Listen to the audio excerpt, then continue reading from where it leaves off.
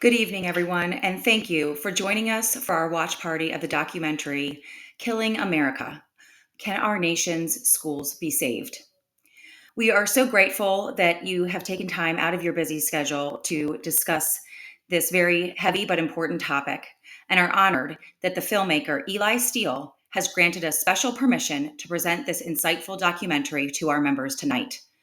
My name is Kit Hart, and I am a part of Moms for Liberty's resource team that works to provide our leaders and members with the resources they need to fight for the survival of America at all levels of government. Our focus in July is something that affects not only our Jewish members, but everyone who believes in the freedom of religion and the right to be protected from violence directed at people for their beliefs. Our hope is that this resource will be used as a tool to help combat anti-Semitism in your schools and in your communities. I'd like to take a moment to introduce one of Moms for Liberty's original chapter chairs, Brooke Weiss. Brooke has been the chair of Mecklenburg County, North Carolina's chapter for over 3 years. Welcome, Brooke. Thank you, Kit. Thank you, Kit. It's really great to be here. As a parent, I have always been really involved in my daughter's education. And when I heard about Moms for Liberty just after its founding in 2021, I was already dealing with a situation with one of my daughter's schools. She was a sophomore at the time, and she was asked a Holocaust minimizing question on an English assessment. Um, the question compared slavery to the Holocaust, and the quote unquote correct answer, according to this teacher, was that slavery was worse because it happened over a longer period of time. And so I was floored. I really didn't understand why two atrocities were being compared to each other. And that was really sort of my introduction to critical race theory. I didn't know anything about it, but I started to dig in and learn about the oppressed oppressor paradigm. And I started to understand immediately that when people are placed into an oppressed or an oppressor category, that would inevitably lead to anti-Semitism. There was no question in my mind that would happen because Jews are disproportionately successful. So I recognized that Jews would be placed at the very top of the power hierarchy and automatically labeled as oppressors. So I was horrified, and I didn't want an ideology like that running unchecked. And that was really the impetus for my involvement in Moms for Liberty. And so I'm so grateful that tonight we have the opportunity to watch Eli Steele, who's an award-winning documentary filmmaker's latest groundbreaking documentary, Killing America. It's a relatively short 40-minute film that exposes the explosion of anti-Semitism and racial hate that has permeated California's schools, and it chronicles the experience of public school communities in wake of the October 7th attack on Israel by Hamas.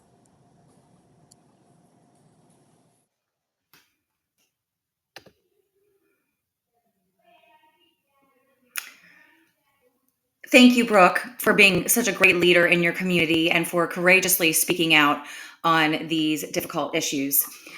Before we get started, there are just a few housekeeping items that we need to take care of. This film has a 38-minute runtime.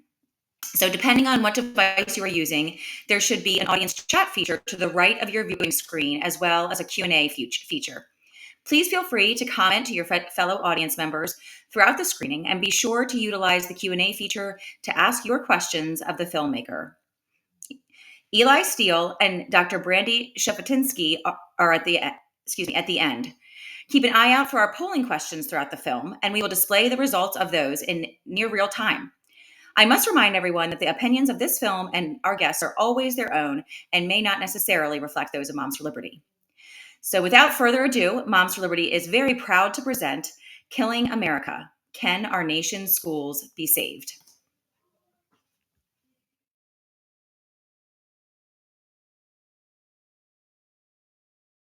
Kike, I hope your family dies and burns in hell. Glory to Hamas. Hamas are freedom fighters.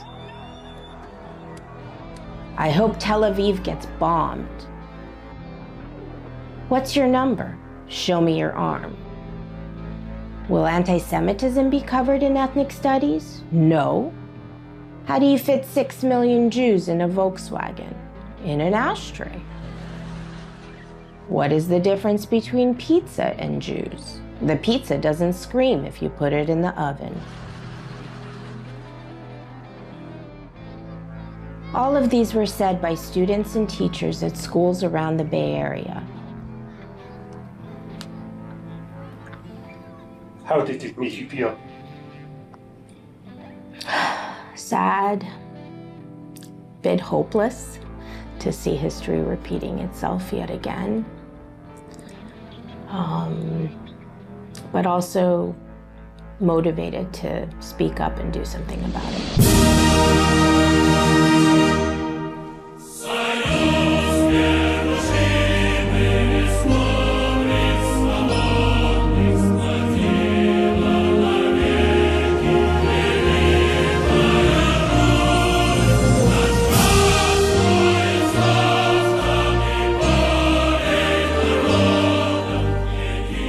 I always wanted to be an American. When my family made the difficult decision to emigrate from the Soviet Union, they realized they had to leave everything behind. My parents were both physicians. My mom, she just finished saving a child's life, and on her way home, as she's walking, someone spat in her and called her a dirty Jew. She said, I do not want my daughter to grow up having this as her norm.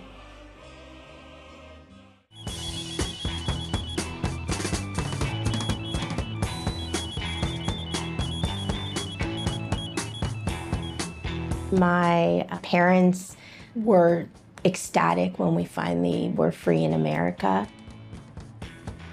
I was that poor immigrant kid who didn't speak English. So I tried my hardest. I watched a lot of TV, which I loved to learn about the different cultures. But I never felt anti-Semitism growing up.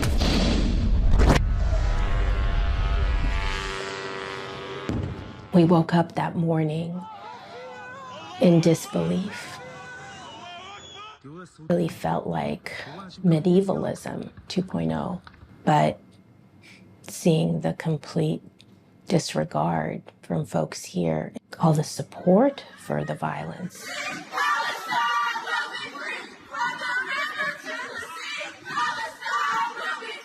To see what is happening in my kids' schools, the fact that my parents sacrificed everything to come here so I wouldn't have to suffer, and now my kids, I'm watching them suffer. Every place has a story. The Bay Area's story is one of nonconformity. The American dream. Go west, young man. I'm Steve Jobs from Apple Computer. We're very glad to be here tonight. A place where everybody belongs. We celebrate our diversity. How then did anti-Semitism explode in such a place?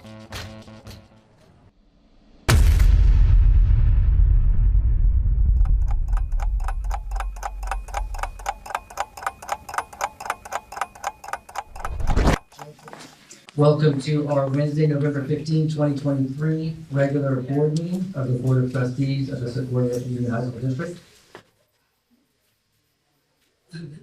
Sorry. And Superintendent Crystal. All right, I'm going to speak on her behalf. It's okay. Tonight I'm speaking as a parent of two Woodside students. Clearly, it is offensive. At a quick glance, it is a swastika. Had that graffiti been offensive to any other minority group, there would have been a stronger reaction from the district and administrators. Our district too often has turned a blind eye to anti-Semitism. This week is United Against Hate Week, and I believe that I speak for the whole board when I say our commitment to stand united against hate in any form against any person for any reason. It's worrisome to see the trend of more hate rather than less hate. When I open things like Instagram and I see kind of my peers and students that I see every day walking across the halls, I see them posting things online that is definitely hate speech and definitely anti-Semitic. They spent the board meeting talking about microaggressions when we have explicit anti-Semitism. So how do you do DEI training, these professional developments that we're spending hundreds of thousands of dollars on, and not get the basics covered? And our Jewish students are being gaslighted. Why couldn't people, after more than half a century of diversity efforts, easily condemn anti-Semitism? Anti-Semitism has been viewed as the longest hate because it's been around for thousands of years. Anti-Semitism has longevity because it is a conspiracy theory. Anti-Semitism always rises when people resort to scapegoating. The Crusades, the Black Death Plague, Nazi Germany, and now today. Israel murdered their own people on October 7th. Calling Hamas a terrorist organization is ridiculous, racist. I support the right of Palestinians to resist occupation, including through Hamas. There's always been cause in the eyes of the anti-Semite to scapegoat Jews over their roles in society. Some would argue that that's because the Jew also reminds the world of what is moral, of what our responsibilities are to each other, and they want to live in an immoral or amoral world. The Bay Area is known for its high-tech wealth and general sophistication. If anti-Semitism is the symptom of a deeper problem, what is that problem? Part of the answer is here. The school board met to vote on whether or not to restore the honors classes that had been eliminated in the name of equity. I think continuing to offer the advanced classes is very important because we should teach our kids that if you're bright and you're willing to work hard, you can achieve. We do not feel that our kids have been held back by the recent course changes. The school district had, over the course of around 8 years, without talking to the community and without the specific approval of the board, taken away a lot of honors classes such as AS English 1, AS Chemistry, AS Physics, AS Biology. The only way to offer a student the possibility to do so is to give them honor classes to help them prepare for AP classes. One size doesn't fit all. It's discriminating to say that certain students are too smart to be in the class with students who do not come from a high education. The primary motivation of detracking is it's supposed to be kind of the solution for the achievement gap. Why are certain demographics signing up for honors classes a lot more than other demographics? The loudest voices are often the most ignorant, and that being loudest doesn't make you more worthy of consideration or respect. Acknowledge the white fragility in the room and do better. Thank you. Menlo Atherton High School has lost more honors classes than any school in the district. One reason why? It's feeder schools. Cesar Chavez Middle School is based in East Palo Alto, a lower-income, working-class, and largely immigrant neighborhood. In the school year of 2022, 13.7% of its students met or exceeded grade-level standards in English. In math, it was 3.7%. On the other side of Menlo Atherton High is La Entrada Middle School, located in an affluent neighborhood. 84.5% of its students met or exceeded the grade level standard in English. In math, it was 80.5%. In 2023, Cesar Chavez was 4 years behind the national average in math, and La Entrada was 4 years ahead, an 8-year gap. My community really believes in pushing forward the movement of equity. How can we make these spaces more equitable for all of our students? The difference between normal and honors was definitely very significant, and those normal classes are seen around the school as kind of very easy and very fluff classes. My personal experience, in middle school, I wasn't being challenged enough. So when I finally got to high school, it was a relief being able to take classes that I felt like were challenging. Race and education should never be in the same sentence or in the same debate. When they take away an honors track, what it means is that students from these other districts are sitting in the same classroom as our district. And I'm not sure why that is very upsetting to some. What no one is saying out loud is that racial equity played a role in the removal of honors classes. Cesar Chavez is 80% Hispanic. La Entrada is mostly white and Asian. Someone with a 5th grade level of reading is now in the same class as someone with actually a 10th or 11th grade reading. We're trying to correct problems at the high school level where the root problems are actually at the elementary school level. In the name of equity, we're creating more inequity. The last school board meeting lasted until 1 a.m. as the community debated the issue of honors classes. Today, the same board was to vote on the question of restoring the honors classes. Instead, they got sidetracked over the question of whether or not they had received enough input from the community. I personally know of students that can pay and did pay that $500 to $2,000 to take advanced chemistry, to take advanced or honors physics. By not offering that opportunity, which students are we really hurting? What I am struggling with, and although I disagree with Jacob, I think we can't assume that a certain percentage of people agree or disagree because we don't have earnest feedback from communities. Many high schools across America placed racial equity before merit. Even the crown jewel of San Francisco, Lowell High School.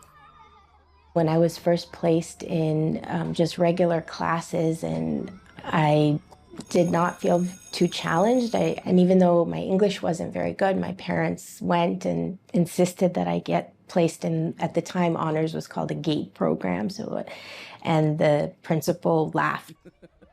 Lowell, as hard as it was, and it was hard, it opened up the doors for college, and now obviously I'm a physician.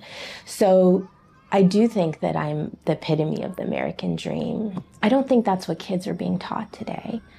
They're not being taught about the American dream. In fact, they're being taught that that's a lie. The San Francisco Unified School Board felt there was not equitable representation among the races at Lowell High. There were too many Asians. Kevin-focused president thinks there are too many Asians in SFUSD. If you're in 6th grade and you're reading at 2nd grade level, what are you doing in class? Sleeping. Democratic socialists of America who want to abolish merit in San Francisco. Are we going to let that happen? No! Right after George Floyd, it seemed that there was an injustice that had occurred with what had happened to George Floyd, but then that injustice, just like napalm, triggered injustices throughout all of our school boards across the nation. All these merit-based high schools were suddenly under attack by the progressive members of the Board of Education who had decided that grades and test scores were racist. In order to fix a problem, you have to figure out what the problem is. Our African American students, only 10% can pass the 8th grade admissions or the standardized test, and you're worried about roll. Your policies are racist. You are disgusting, all of you. The school board literally had spent 10 years removing algebra from the 8th grade, trying to dismantle STEM programs, dismantle the ability of students to take AP classes. What ended up happening under lottery admission was that at the end of the first semester, we had at least 200 students with at least one D or one F, and they were struggling. The San Francisco School Board weaponized everybody's skin color, and you were either an oppressor or the oppressed. That is a slippery slope, because when an Asian person is attacked on the street, when they are killed, who cares? Because there's too many Asians. The progressive dogma, the ideology of promoting diversity is really creating a system of division and hatred. We see the anti-Semitic movement growing in the United States. We celebrated not only our diversity, but we've forgotten to celebrate what we have in common. We are Americans. But are we? Have we betrayed the promise of the civil rights movement by making race our guiding light once again? Isn't it this move to tribalism that has set the stage for today's anti-Semitism? Back at the school board meeting, instead of voting on the honors classes, the debate over community input continued. We heard a public comment from a member of our community, not tonight, but earlier, who also wrote an op-ed for local papers. He described himself as a brown immigrant who spent the first few years of his life in this country in a crowded, low-income studio apartment. His article included the sentence, and this really stuck with me. Many parents of children under this board's charge remain silent for fear of accusation of racism. The notion that you take a high-achieving kid and bring him into this mixed-level class for the sake of the kids with an achievement gap to help teach them better educational values, what to value about education, and then in the classroom, emphasize white, I'm going to use the language, white notions of success. I know this fear is real because I've heard from people who've had it happen to them. Success and achievement are not ethnic. I find that insulting. What does that mean that, like, I'm brown, but I have white values? What am I? Stop it. Just stop. We may be hearing from the vocal minority, but I don't think it's because most other parents don't agree with them, but because I think other parents are hesitant to come forward with their opinions. We have delivered a very poor educational product for several decades now. And instead of addressing why, it's just easier to blame inequities.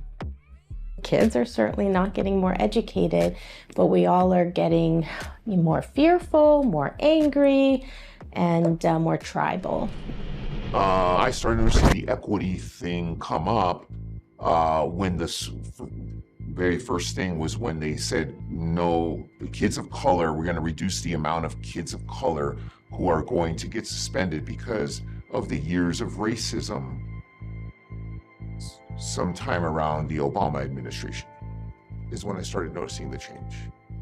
Started noticing the kind of administrators that were getting hired. And then slowly, they started bringing out the kids with special needs, special education. Little by little, what they would do is they were starting to mainstream them. And then pretty soon they just said complete 100%. mainstreamed in the name of social justice. And I thought it was injustice to some of these kids because they could not handle it.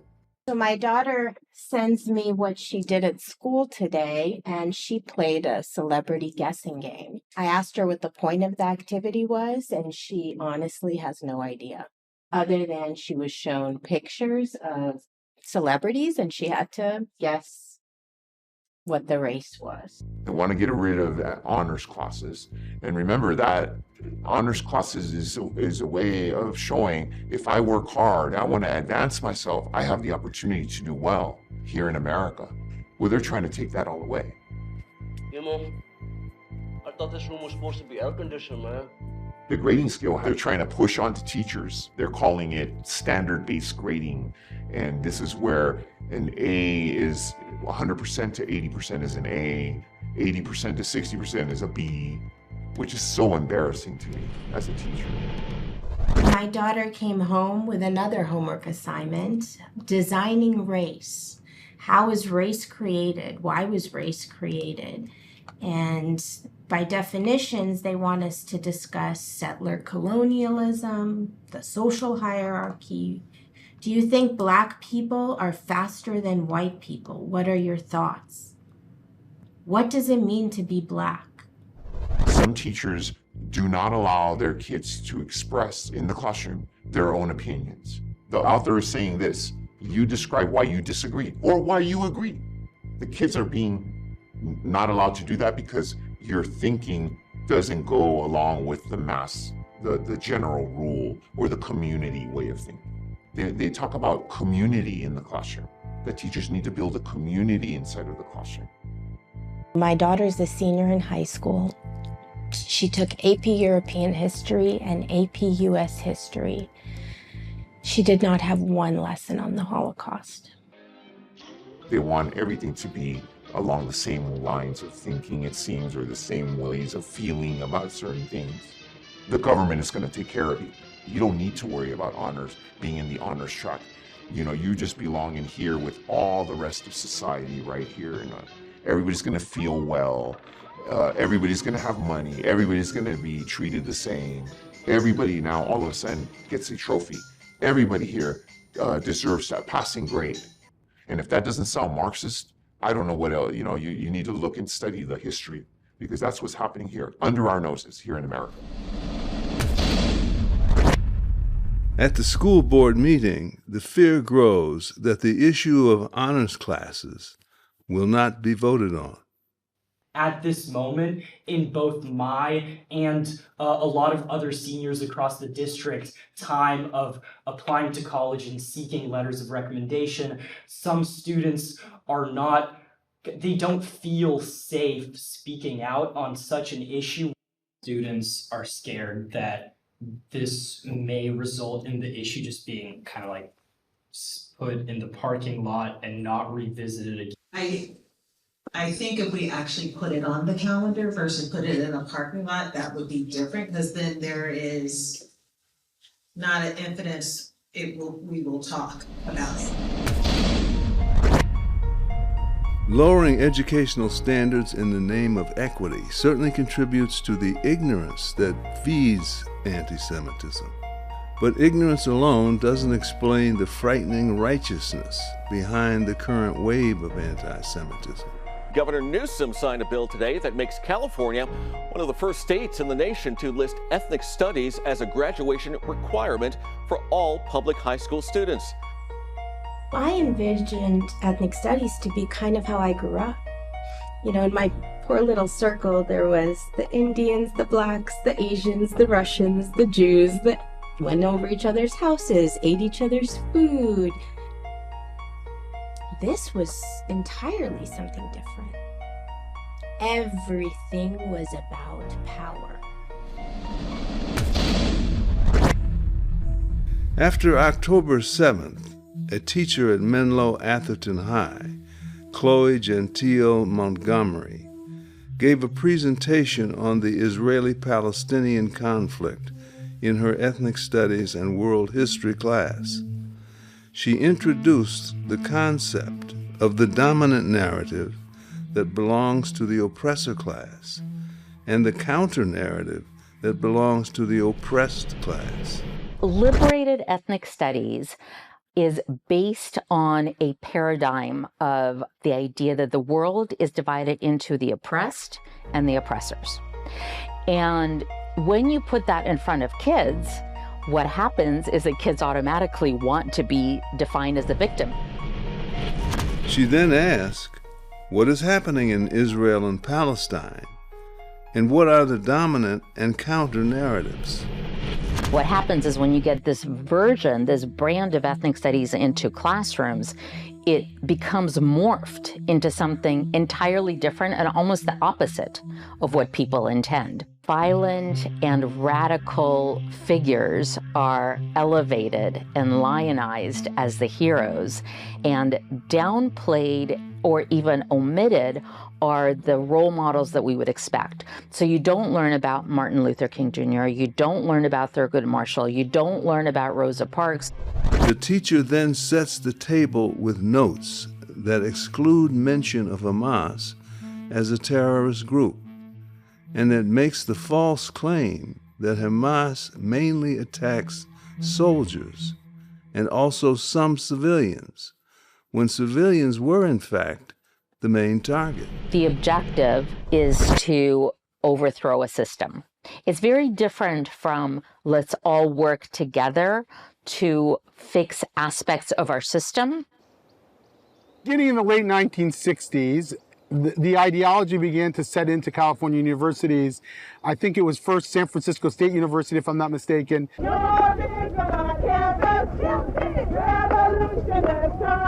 Under the umbrella of the Third World Liberation Front, Asian, Latino, and Native American students, as well as progressive whites, joined forces with the Black Student Union. One of the major objectives was to start a school of ethnic studies. This is the first time in the history of all existing colleges in the United States that we have dissolved class barriers between people of the third world.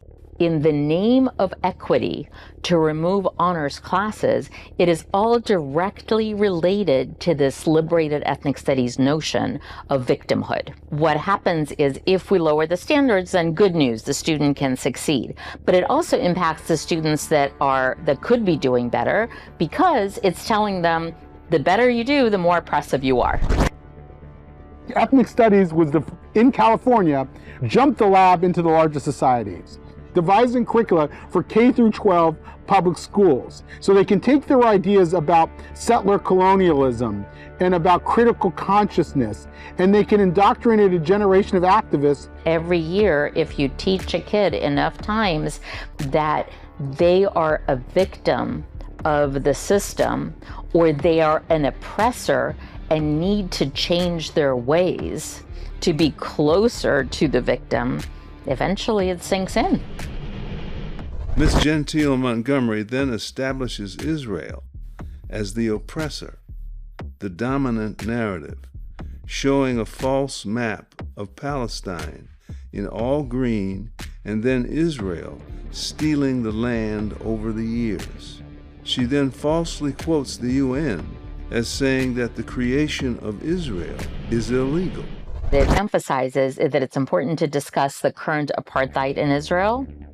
Generation, they will take all of your places and ensure Israel falls. That it's important to discuss the genocide and the ethnic cleansing that goes on in Israel. Titus, you can't hide. We charge you with genocide. That it's important to make clear the connections, this is a quote, between the struggle for Palestinian rights and the struggles of indigenous Black and brown communities, by incorporating it into discussions of criminalizations of youth, deep dive into Native American history in your area, and connecting it to settler colonialism in Palestine.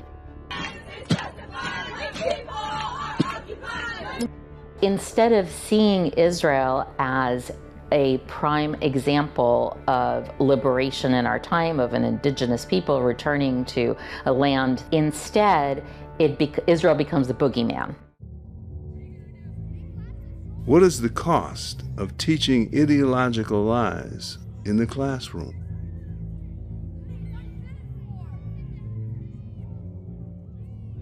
Several parents, Jewish and non-Jewish, complained about the lesson taught by Ms. Montgomery and others to the school board.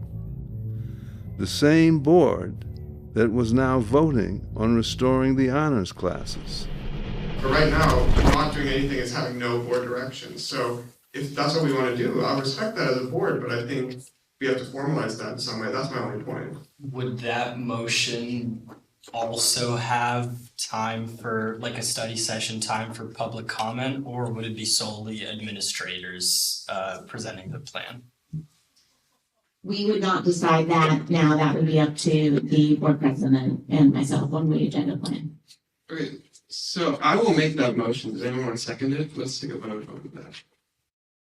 At first, it seemed like the most anticlimactic climax. Nothing happened, but everything happened. Yesterday was a major delay tactic. The board refused to go on record with an actual vote. The problem is the current president, who actually believes in honors and academic standards, that was his last meeting. The new president that will be starting, I don't believe has any intention of bringing honors back to this district. So nothing was accomplished yesterday. It was a major delay tactic. It was political, and I don't think anything's gonna change in the right direction with this school. Things got worse.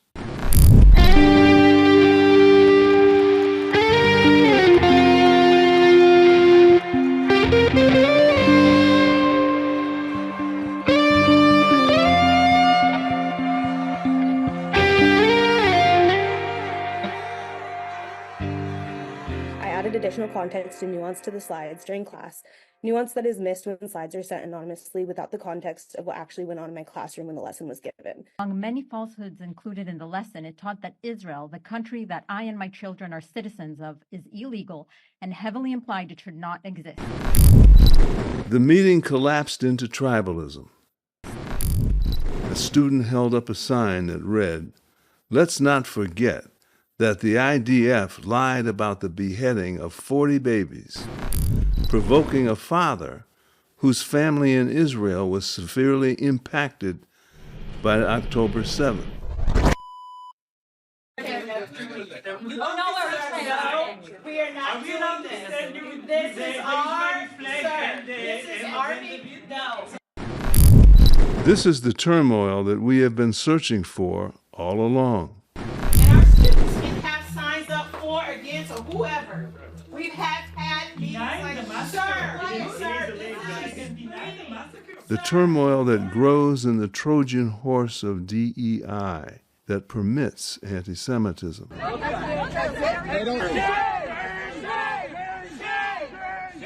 A turmoil that arises out of a shift in morality within our society. You're calling them freedom fighters.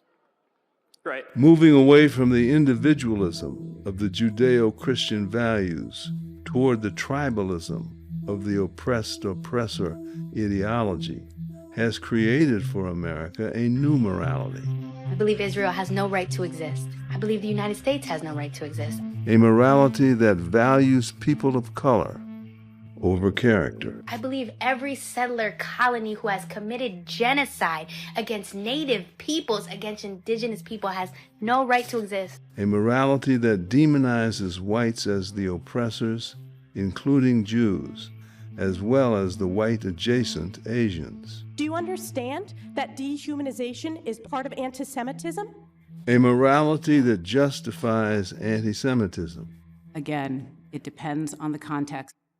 A morality that offers protections to the Ms. Montgomerys of America and makes this teacher fear for his job. Stand and Deliver was a very important movie for me because I was going into teaching. I wanted to be like him. You know, at the end, when you see the character Angel, they're listing the names of the kids who passed the AP exam. Fuentes, Rafaela, 4. Javier Perez. And you see this kid who probably had no hope for any kind of future growing up in a gang environment, in a barrio Hispanic neighborhood, and getting a 5.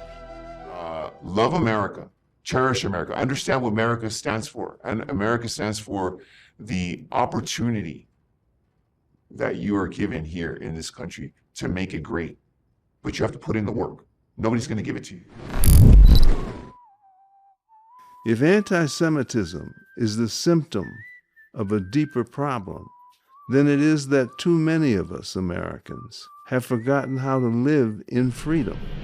The American dream is about our personal agency and that we can overcome hardships and that, you know, as bad as things are, you find the silver lining and you bring yourself up. That's why Jews are hated so much, is because we refuse to be victims. Even with my daughter going down the hall and someone screaming kike, no.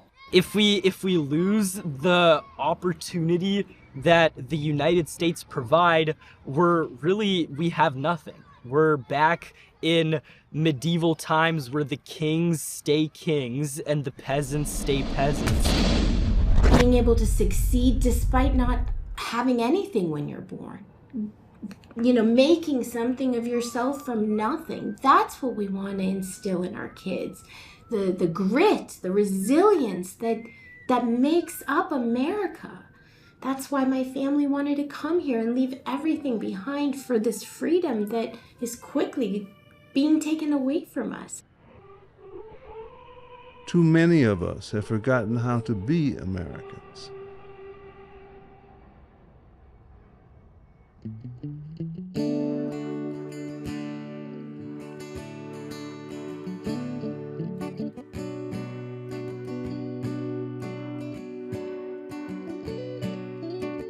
Look around, what I found, beautiful treasures. Look around, what I found, think I found my new forever. Look around, what I found, beautiful treasures. Look around, what I found, think I found my new forever. Life is a glass jar, open the lid and fill it up with memories.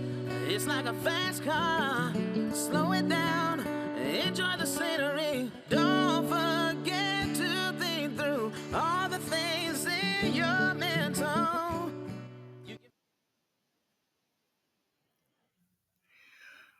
Wow, that film is just so shocking and powerful. I'm sure that we all have many questions to be answered. So without further ado, I'd like to introduce the filmmaker of Killing America, Eli Steele. Eli is an award-winning filmmaker, and Killing America is his latest documentary. A graduate of Claremont McKenna College and Pepperdine University's School of Public Policy, Steele's career highlights include What Killed Michael Brown, which premiered at the #1 spot for Amazon documentaries, so powerful. How Jack Became Black, a film on identity politics that predicted much of today's turmoil. What's Bugging Seth, winner of 10 film festivals, and Katrina, an MTV network pilot, which won him the Breakthrough Filmmakers Award. Steele has written for publications ranging from LA Times, Fox News, The Free Press, to Commentary Magazine. So please welcome Eli Steele. Thank you Eli, so much. Thank you for having me. Well, it's a real honor it's an honor to be alongside you and just be watching this film with you. So we're very grateful. Additionally, thank you. Additionally, we also have Dr. Brandy Shufutinsky. She is a social worker, writer, and researcher committed to building intercultural learning and communication opportunities. She holds her doctorate in international and multicultural education from the University of San Francisco, MSW, from the University of Southern California, and her MA in international relations from the University of San Diego. She works with nonpartisan organizations combating anti-Semitism and anti-Black bigotry. Dr. Shufutinsky was a 2021 scholar in residence at the Institute for the Study of Global Anti-Semitism and Policy, Oxford Summer Institute, where she worked to develop curriculum in critical anti-Semitism studies. Dr. Shufutinsky, I hope I'm getting that right, and apologies if I'm not, is the Director of Education and Community Engagement with the Jewish Institute for Liberal Values. Please welcome Dr. Brandy. And I'll have you please tell us how to say your name, without me butchering it.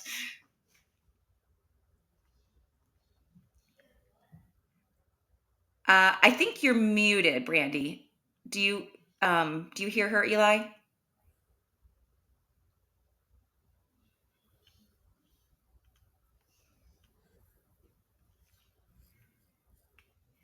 Am I muted? Okay. I can't hear Brandy. Can you, Eli?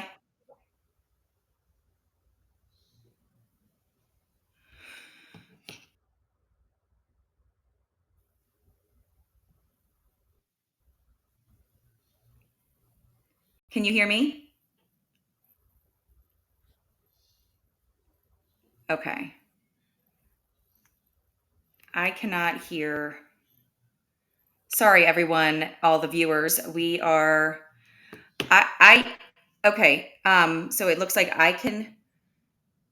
Okay. So you can hear me, and everyone can hear Eli. Okay. So we have a lot of questions that were coming throughout the event, and so we're just going to go ahead and get started. Could you please tell us, to begin with, what is the difference between Zionism and Judaism, and if you can explain whether or not anti-Zionism is anti-Semitism, is in fact anti-Semitism? Yeah, Brandy is a much better person to explain the answer. But I'll give my best shot. But anti-Semitism is really targeted at the Jewish person. It's a form of discrimination against the Jew, against him or her. Anti-Zionism basically means that the Jew has no right to a Jewish state. The problem is when you sort of attack that belief in a way, because it would kind of be like saying the Catholic has no right to have a Catholic state at the Vatican. Most people kind of assume that that's being anti-Catholic because you're distinctly the Catholic out.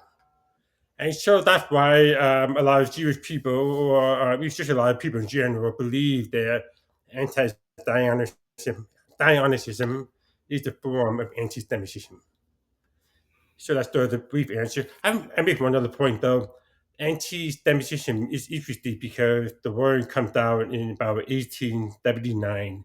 Before, because you mentioned Judaism, most of the hate against the Jews was the religious-based hate. But in the 1870s, it became a race-based hate. In other words, the Jews became a race. And so that's sort of the hatred that we see today is more racial as opposed to religious. If that makes sense. Okay. Yes. Yeah. Thank you for explaining that. Could you explain? We hear all the time Hamas demonstrators say the phrase "from the river to the sea." What can you just break that down for us a little bit and explain what that means? Yeah, I mean, basically, so you have Israel between the river and the sea. So when you say that, you are arguing for a Palestinian state to exist between the river and the sea. Well, where do the Jews fit? So that's why the Jewish Right. people, So, yes, as they meaning you want to get rid of the Jewish state. so it's a call for the destruction of Israel. Exactly. Is that And that was in okay? the Okay. Hamas charter. That was in the Hamas charter. In the Hamas charter, yeah. Okay. Oh, wow. Okay. In their charter. Wow. Okay.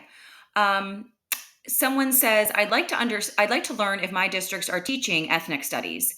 Do you recommend that I meet with curriculum directors to find out, or is there certain terminology I should use when submitting a FOIA request? And I know probably that's more of an education question, and I think myself, when trying to find what's happening in curricula, the best way to do it is through FOIA request.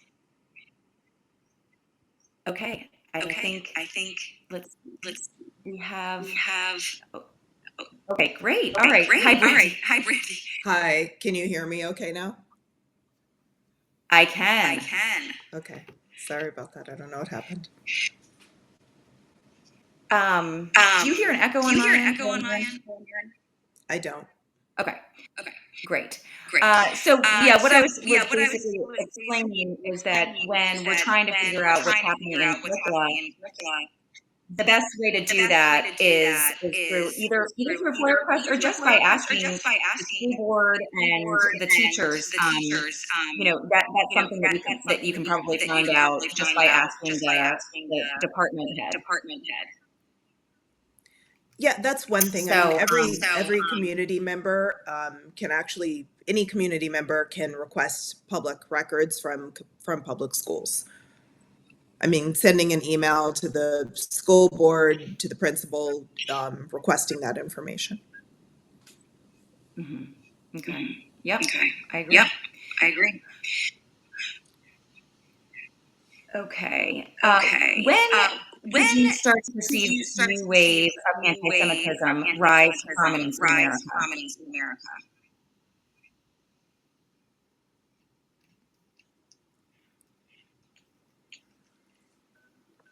When did we start seeing the new wave of anti-Semitism? Yes. Was it directly after October 7th or prior to that? We've been seeing it actually for years before October 7th. I think October 7th just shined a really big spotlight on what we've been seeing coming out of schools. So as the oppressed binary ideology has taken over schools, we've seen an increase in anti-Zionist anti-Semitism, because there's this idea that a false idea that Israel is a settler colonial state that deserves to be deconstructed. And that type of anti-Semitism has actually been coming into public schools for a number of years. It just really, really increased and got a lot bigger and louder post October 7th. Yeah. Okay.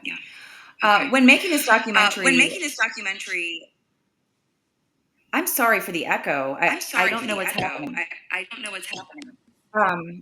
Was there anything that you learned that surprised you during your research?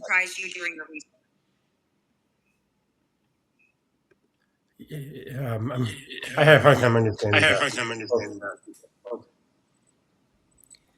Okay. I think she asked Eli if anything surprised you when making the documentary. I'm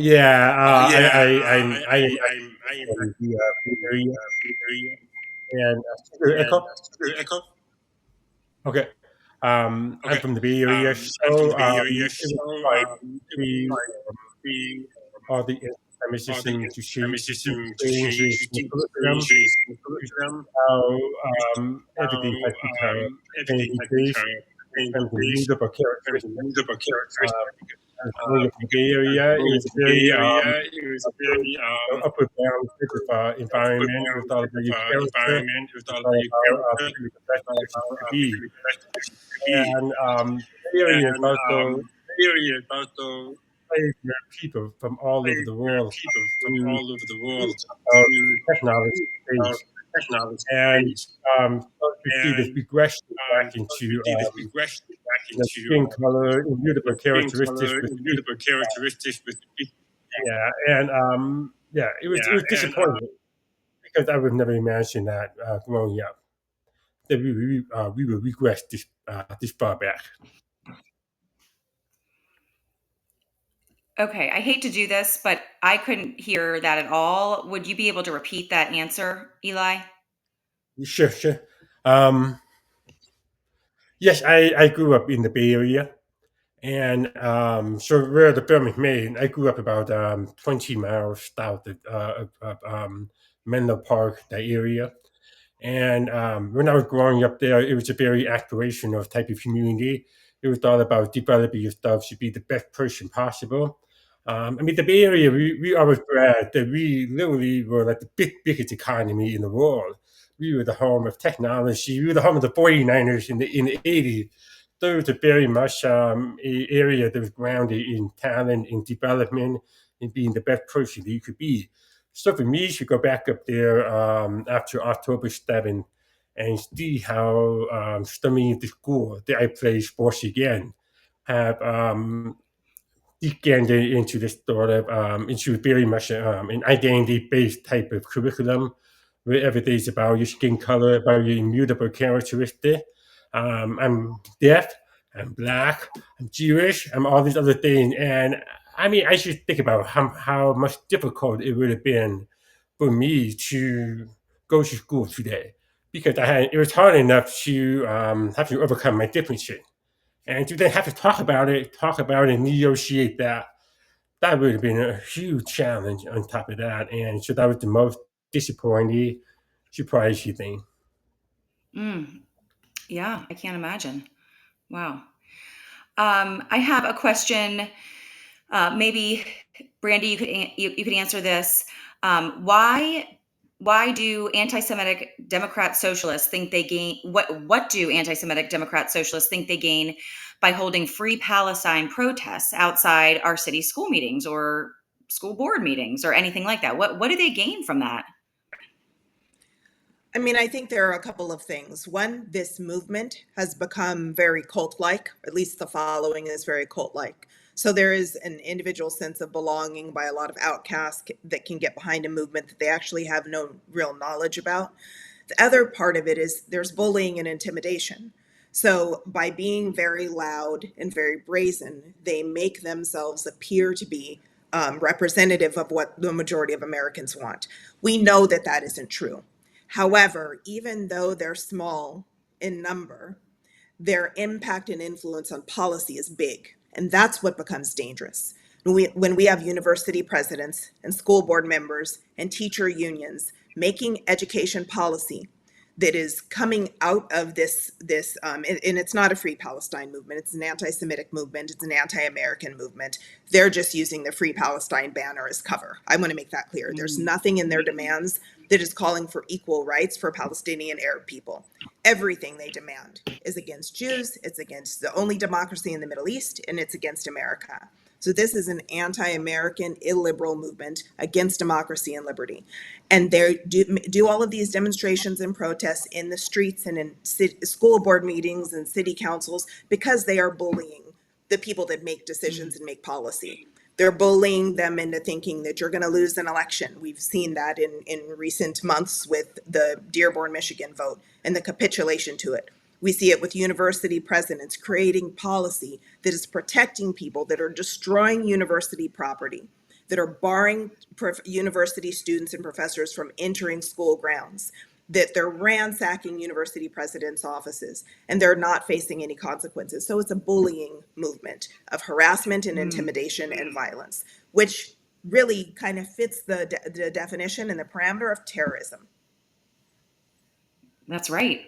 And isn't it interesting that these protesters, rioters, whatever you want to call them, they are very similar in their, not only their appearance, but all of their, the words they use and the phrases that they use to, the Black Lives Matter riots in 2020, and even the protesters that showed up to the Moms for Liberty conference in Philadelphia last year. They all seem to be the same types of people, which I think is very interesting. And I think all of us can recognize that.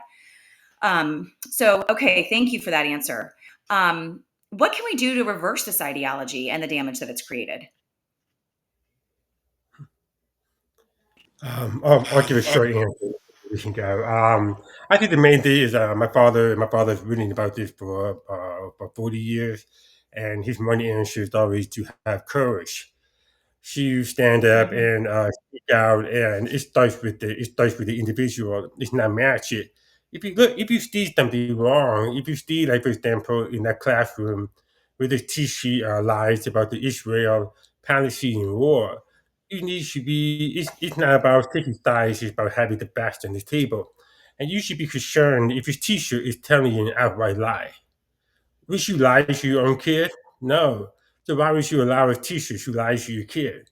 The kid should be shown all the facts and all the sides and so forth.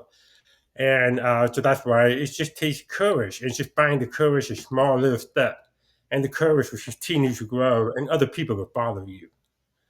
So it really is that. And the other word that most people forget is deference.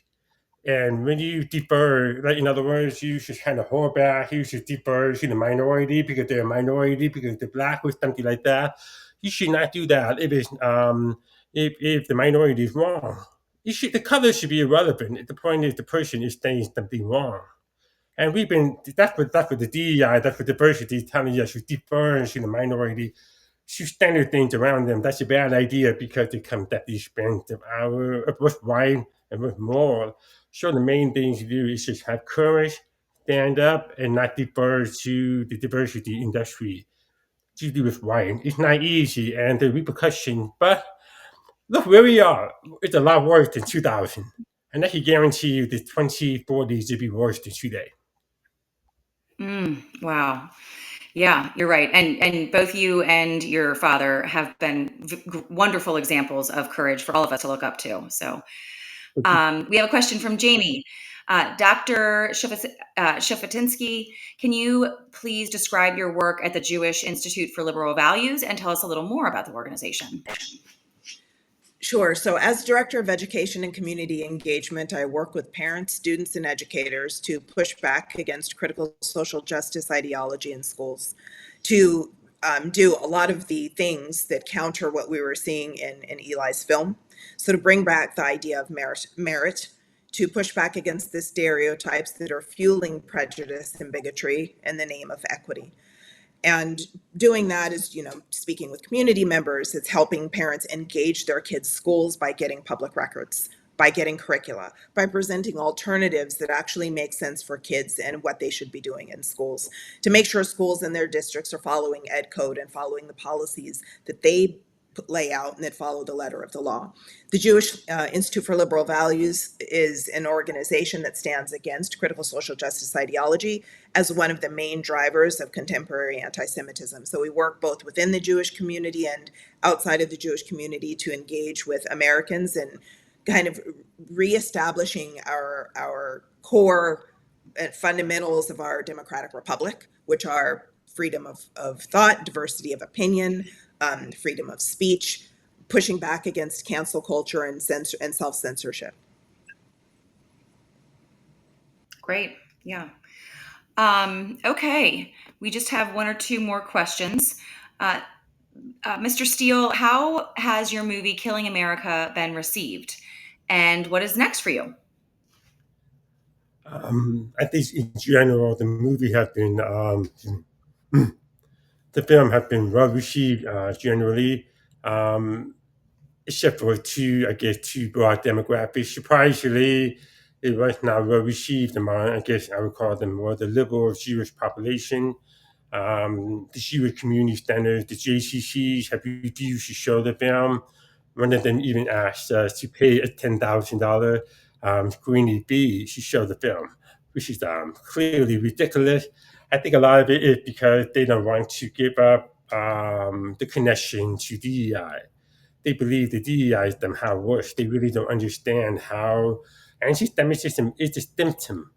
But DEI, the diversity, reducing people to race, to tribalism, puts Jews in the white box, all of that leads to anti-Semitism. And I think they're blind to that in a way. The other demographic is political, probably what you call the left. The school board, the school district, the school newspaper. I can only speculate, but the school newspaper for bad. I can only speculate on the motives of the other people, but the school newspaper finally sent me a sheet and this letter to take down the film. They removed the film from YouTube, from Vimeo, from other platforms over copyright violations, which were completely bogus. But I think the reason why they did that is because they want to control the narrative. The school board want to control the narrative, and the fact that we made this film for parents who don't have a voice, to give them a power to sort of go over the school board and say, hey, see what's going on in the school. So that's sort of, the film has been, it's been a mixed bag, but we're still showing the film. It still has legs. Right now I am working on a feature film story on, that I actually started before that. It's based on my father's book, White Guilt. And so we're sort of taking the book and we're adapting the book to today's time, because that book was written in 2007, but 2007 seemed very I don't know. I It was did a it. lifetime ago. That was a world ago. Yeah. So we Right. so October 7th actually plays a big part in this film as well. So that's what we're doing. Wow. Okay, that's wonderful. Yeah. So where can parents and others access your film if we want to share it with others? Well, we've had some issues with distribution, so we had to take the film off of YouTube and Vimeo to allow for proper distribution of the film. So we have a distributor who's working to try to get the film brought to more venues. They don't want the film on YouTube because that compete. So I think the best way to do that is to follow me at Man of Steel. I'm at Substack, because I will always update where the film is going to be. So it's on my Substack, Man of Steel. Yeah. Substack Man of Steel. Okay. We all Yeah, have to and if you subscribe want to to that. if you want to show the film, by any means, you contact me, and I'll make it possible. Okay. Okay, wonderful. Okay. We have one last question, and then we're going to wrap up because we're getting over time. But these questions have been piling in. So this one's from Robin. Strangely, the definition of anti-Semitism has been under debate. Can you please define the term and tell us how it differs from anti-Zionism? Brandy. Sure. So anti-Semitism is hatred of Jews because they're Jews. Anti-Zionism is a manifestation of anti-Semitism. It's a denial of Jewish peoplehood and a denial of Jewish emancipation and sovereignty, the right of Jews to be sovereign in their land that they're indigenous to. So it's a manifestation of anti-Semitism. It's not that you'll hear a lot of people debate, well, anti-Zionism isn't anti-Semitism. That is false. Anti-Zionism is anti-Semitism. Saying that the Jewish people have no right to sovereignty or emancipation is blatantly anti-Semitic. Anti-Zionism is not the same thing as disagreeing with a specific government of the land of Israel. Anti-Zionism is saying that there is no right to have a state for Jewish people. Wow. Wow. Well, that definitely explains it. So I think that's going to conclude the question and answer portion for tonight. If both of you could please just tell the audience, we heard of your Substack, Eli, any other ways to follow each of you? We can start with Eli, please. Yeah, should we have the Substack? I'm also on Twitter on Hebrew, HEBRO_Steele, my last name, and also have Man of Steel Production.com. That has all my film, feature films and short films as well. So yeah. Great. And yeah, every single one of your documentaries has been very enlightening. So thank you so much for all the work that you've done for those. Thank you. And Brandy, where can we follow you? So also on Twitter. So my handle's 76Brandy76 on Twitter. X. Wonderful. Okay, well, thank you both so much. This was fabulous and hard to listen to and hard to hear, but very important and very needed. So thank you both so much for all of the work that you do and for the time that you spent tonight, as well as just all of the time that you spent for the research of these projects. I do want to remind everybody that this is just the first presentation out of 3. We have a 3-part series to combat anti-Semitism in our schools in July alone. So please don't forget to join us for our training, Anti-Semitism in K through 12, which will be on July 22nd. And then we are concluding the month on July 30th with our monthly book club. And we will be discussing the book, Woke Anti-Semitism. So thank you everyone for joining and for learning about this critical issue that is shockingly on the rise in our country. And to learn any more about our events, please join momsforliberty.org. And we have a specific link just for combating anti-Semitism, which is on our website. So thank you everyone so much for joining, and have a great evening.